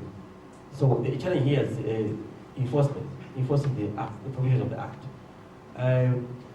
It has come to understanding that I can understand why law enforcers have been adamant in dealing with these issues, because I don't know, because even the number of cases in police stations to do with illegal practice, stealing money, theft, and so on, stealing from clients by illegal agents. But the law enforcers have not, I think they don't understand the act, I don't understand. This is an issue which is head cracking, because I really don't know why they're not acting. But I think we need more engagement and engagement with the law enforcers to help the institute deal with the issues, because they are straightforward. You don't have a practice license, you are practicing illegal, so it's a crime. And the provisions of, in terms of punishment, they are available. I think we need to engage the law enforcement, especially the police, more than we have been. Thank you. And avoidance of pain. And I think there's a way in which we can innovatively come up with measures to incentivize the process of the practice of paying for fees to ZIEA. I have in mind a situation where I don't know how many of us received that SMS, which was circulated to members that we have one of our members who is unwell and we need to help them. You know, if people begin to appreciate the benefits of belonging to this grouping, I'm sure we'll begin to see, people paying. I don't know if the subject member was a paid up member when we were trying to appeal for assistance. But if someone, for instance, knows that ZIEA is got a way of helping them in other ways, in one way or another, I'm sure it will be an incentive for people to pay. The other thing is that we are a statutory body, so to speak, council will guide, state council will guide on that one. We must have teeth to bite. It appears we are not, probably we do not have teeth to bite, because if we had, we definitely would have seen a lot of people coming on board to pay. Talking about law enforcement, I think there's a way in which we can benefit from what RACSA is doing by coming up with our own court of some kind, which should be able to deal with matters in a fast-track manner. That would help, because definitely someone will know that if they are caught napping, they will immediately be dealt with and they will be punished. 2 or 3 people, punished, and the media is there to, publicize to ensure that the members of public know that someone has been punished for this offense. I'm sure we're going to see levels of impunity coming down, and hence people begin to pay. Thank you. We know that the law has got teeth and it can bite. Yeah. But we've been disappointed by the law enforcement officers who are not doing anything whenever we report. But I would suggest that maybe the council will visit the Director of Public Prosecution with the view of getting permission from him that if he's too busy, we should be prosecuting ourselves. We've got some lawyers among ourselves here. We can prosecute those members. And the second suggestion is that since the law enforcement officers appear not to be helping us, is to report them to the Inspector General of Police to say, look, the officers are not doing the work. Can we either fire them or suspend them? The third one would be, I know our members who are practicing law, they haven't paid. But those are the people who can afford maybe to buy alcohol. They can afford the minibus fare. They can afford to pay for their school fees for their children if they've got children.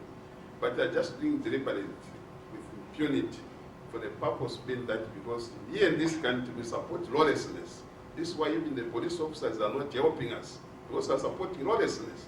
And to such a day when we shall know that it pays to be a law-abiding citizen and we make more money.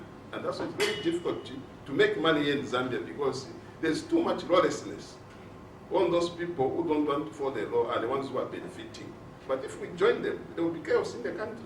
So that's why we want the police officers to help us. Thanks so much. Yes. Thank you very much for the opportunity. I'll quickly echo Janet and Caroline's sentiments on the suspension and, so to say, approach. Because once the people who are not paid up have their names published that they are suspended, then perhaps that would be a way of showing that we've got teeth. Thank you very much. It's Brian on the issue of having teeth and biting. I happen to be a member of the other ZIEA, the Zambia Institute of Architects, and I was president then. And we had more or less the same kind of a situation. And there was a court ruling. And the court ruled that as an agent of government and a regulatory body, ZIEA, being the Zambia Institute of Architects, had powers and could act as a court and take offenders and punish them and register that with the court. I'm saying this in view of I think what has been said, and I would also probably ask that I look at the Zambia Institute of Architects and the ZIEA in terms of the acts, they're more or less similar. And whether we could look at that act and see whether the same would apply to the Institute of State Agency, where the court basically is of the view that as a statutory body and as an agency, you have the power to prosecute and register that with the High Court. Probably I'm throwing that indirectly to State Council. Yes, even laws of Zambia where I belong, them specifically is mentioned the act that they have got the power to prosecute. But in our act, there is no such section or provision. So this is why we need to get permission from the Director of Public Prosecution, who is mandated to prosecute all crimes in Zambia.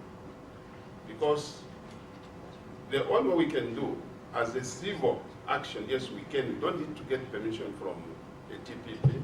We can do it ourselves. But that civil is just for the purpose of getting a debt or the money which is owing to us.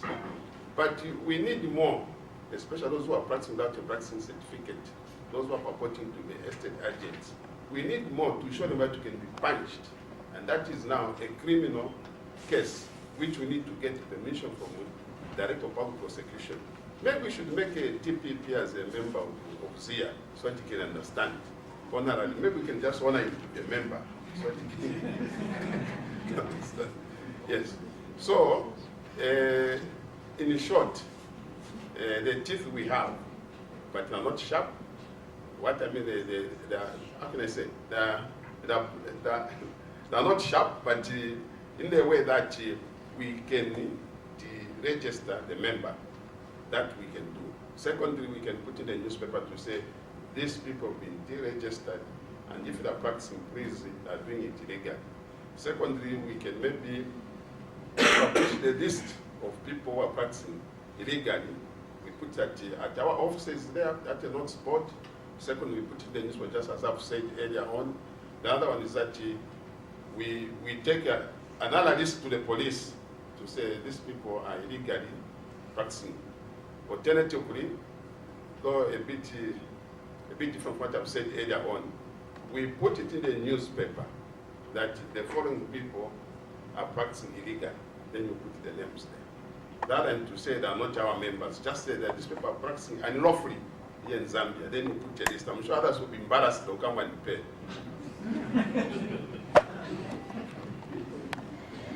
I would like to concur with a view that has been brought up by, I think, 3 people now. I think Janet touched on it, Caroline has mentioned it, and the State Council also has mentioned it. This is a view that really has come up, I think, on a number of occasions, even in council meetings.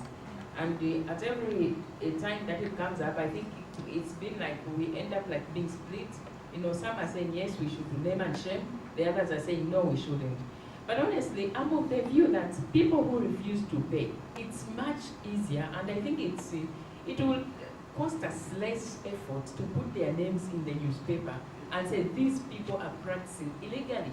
And I think if we take that stance, it will be very easy for people, you know, to come forward and pay, and they will be also deterred from not paying, because they will know that if I don't pay, my name will appear in the newspaper.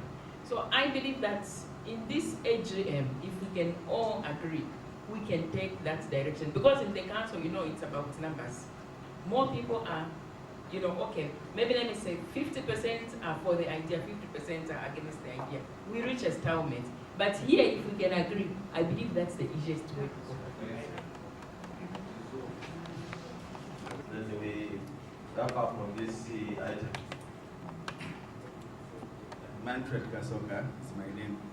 I think I concur with her also, but I also wanted just to ask if when that list is produced, maybe we could also put even the agents that we know that are practicing on that same list, so that we just, those that we know that are practicing but who are not registered, we just mount them together with those that are not paying. To say all these people that are practicing estate agency in Zambia are not practicing illegally. Just a small technicality. Why do you want to publish the list of those that you perceive, in inverted commas, to be practicing illegally? Why not just put a list of those that are registered? Anybody else who's not on that list is practicing illegally. The way I see it, if, for example, I didn't pay, I'm playing a devil's advocate. I didn't pay last year, and to put my name that Mashamba is practicing illegally, I can sue you and claim that the year I did not pay, I was not practicing. The onus is for you to prove that I was practicing, and you go into litigation. Why not just put a list and say these are the paid up members, and these are the only people that have the right to practice? Anybody other than that is practicing illegally. An issue which we need to discuss conclusively. I wanted to respond to what has been raised there, that why not publish the list of the people that are paid up? From experience, that has not compelled the non-compliant members to pay. This is why you have heard some speakers are saying name and shame. You know, name and shame, it's embarrassing to be put in the paper to say this person is practicing illegally. Maybe the other component that you have brought up to say, how do you prove? We can prove, you know, as members, we can agree to say, okay, the people that we see practicing, when they have not paid, let's bring their names forward. I could come up with a few names because people should pay to practice. I think it's still easier in my view, because the other way has not worked. People have been gazetted, names have been published in the paper, as it's compelled the others to come forward and pay. No, they continue to practice without paying. I really just wanted to, my name is Chirambo. I just wanted to add to what has already been said. In fact, the area point that I had also was on using proof that the member is actually not practicing when you publish that name. But I think he has addressed it. That was my concern also, because it would also just bring a lot of problem for the institute. Imagine you publish a list of names and people can actually prove that they haven't been paying, and maybe, so they haven't been practicing, then maybe they commence litigation against the institute. So I thought also that that could be a challenge. Then the other issue is if the institute also comes so hard on, for instance, people who have not paid, when in fact we are not coming out very hard on the illegal agents. I don't know also how that works, because I was thinking that maybe we needed to, we also needed to come out very strongly on those who are actually not estate agents, who are not estate, the illegal ones, who are practicing. Probably, whatever we do with those, then we can also come out with very strong measures against our own members who have not paid. Then I was also looking at practices with other institutes. How are they dealing with similar issues? The other institutes, how do they also deal with similar issues? So maybe as an institute, we need to look at all those different issues, then in more detail, so we can come up with a solution that will also be beneficial to the institute. The following members have not renewed their practicing certificates, and if they are practicing illegally. That's better. But what about those that have never registered? Thank you. We'll wrap up on that one. Thank you very much. Ladies and gentlemen, those are the challenges we always pound on and crack our heads on. And to a point when some people burn out and the issue dies down. But I'm of the view of, at one time I wanted to publish the people who are practicing illegal. I was challenged in the council and I did not succeed.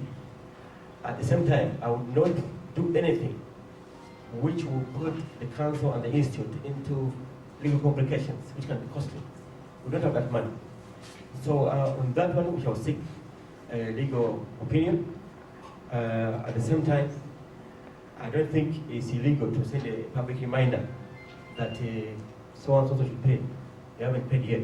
So all those issues we shall seek legal advice and see the way forward. To thank you for your very precious time to come to this AGM, and it shows the importance you put in this institute, and this is the way forward. As I mentioned, the stage of the institute, or the estate agent sector, is changing. So also let me take this opportunity to inform you that I've had a lot of support from the council members and all the other members who have come forward to encourage us to move on the institute. Let me take this opportunity to inform you that my tenure was supposed to end in 2016, but due to personal commitments, I will not reach 2016. This will be my last year to head this institution. So for reasons of continuity and progress, it's now an opportunity for the membership to identify someone who will take over the mantle so it will continue. However, after my tenure, I will be able to persist in any way I can. Thank you very much for coming. Thank you.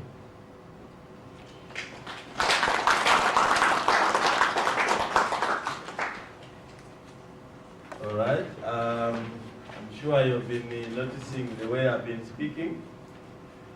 So sure in the next AGM, I will be available to take over.